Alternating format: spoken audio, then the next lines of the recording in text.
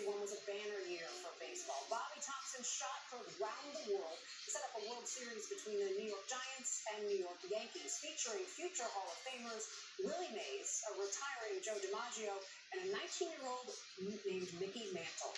It was also the first year that Topps, then just a chewing gum company, began making baseball cards. While the look and feel of the cards have changed over the decades, one thing has not.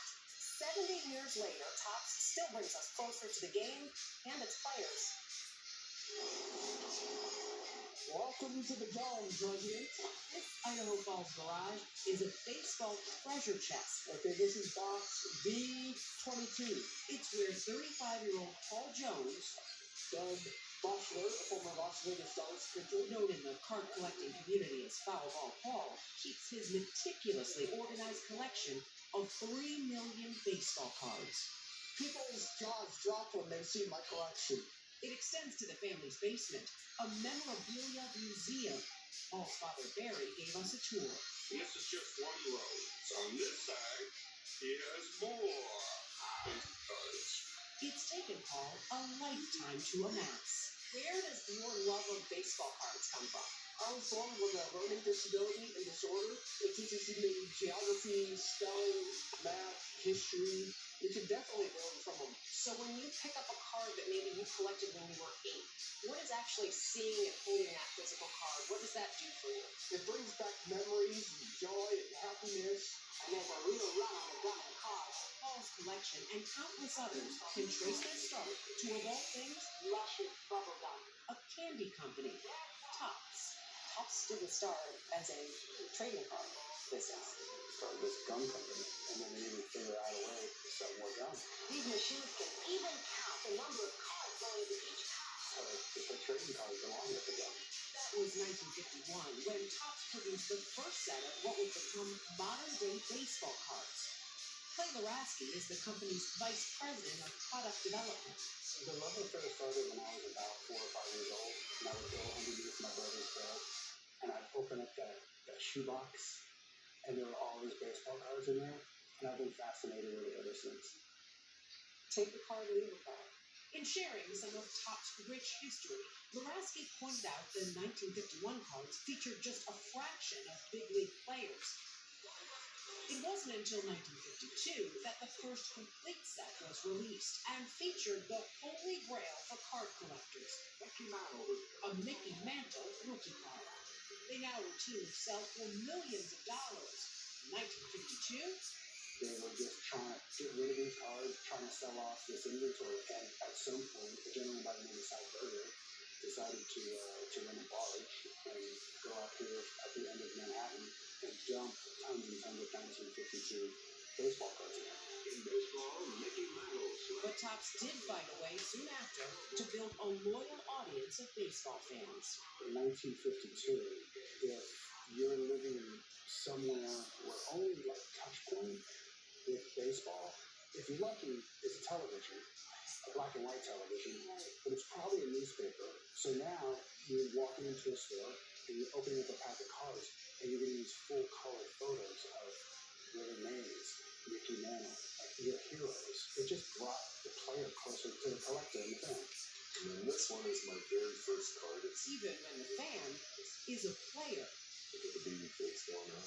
Pat Neshek suited up for 7 different major league teams in his 13-year career, The Topps. This is my first Topps card. but he never got over his affinity for card collecting.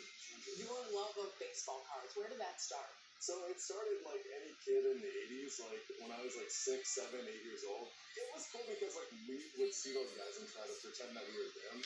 And it was really cool like opening the card, seeing the logos of the different teams and following the stars that I like. During his big league playing days, Neshek took his childhood hobby one step further, using his access to other players to amass an unrivaled stockpile of autographed cards.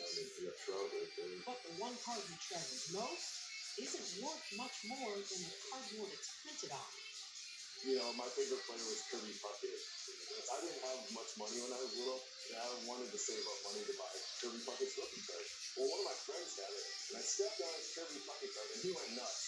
And he was like, "You need to buy me a new one." And so I think it was like $20 I had to save up. I don't know if you can see the pen, and so I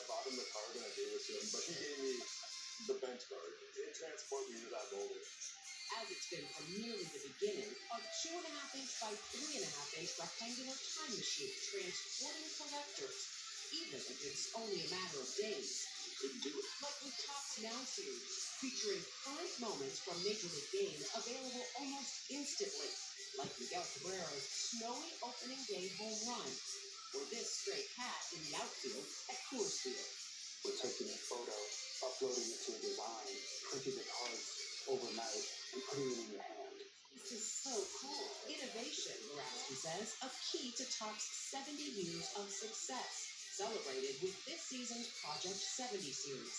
Classic baseball cards recreated by artists. This is a continuous theme in my work. Stripes, dots, and then chevron. New York graffiti artist Claw Money is one of them. I don't think of myself as a sports person. Okay, but I grew up in a Mets family. She showed us her card designs featuring New York baseball legends Don Mattingly, Doug Gooden, Tom Seaver, and the soon-to-be-released Thurman Munson. I picked people from New York, because that's sort of my reference point, that were heroes to my friends, to my dad, to my uncle's favorite player, my sister's favorite player. But I feel like I'm really becoming a baseball fan through this project. Really? Yeah. Just because of being involved with the card. Just because of the card. This week, Topps also entered the NFT market with limited edition digital cards tracked and authenticated with blockchain technology. But Borowski says Topps' focus remains the same. Trading cards, in essence, it's a connection, right? To your player, to your moment. It's like a marker on a timeline. That doesn't go away no matter what virtual world we create for us now. That never goes away. As long as there's an image, whether it's digital or whether it's physical, it doesn't go away. All because they wanted to sell more guns. All because of the more guns. Now, the gun no longer exists.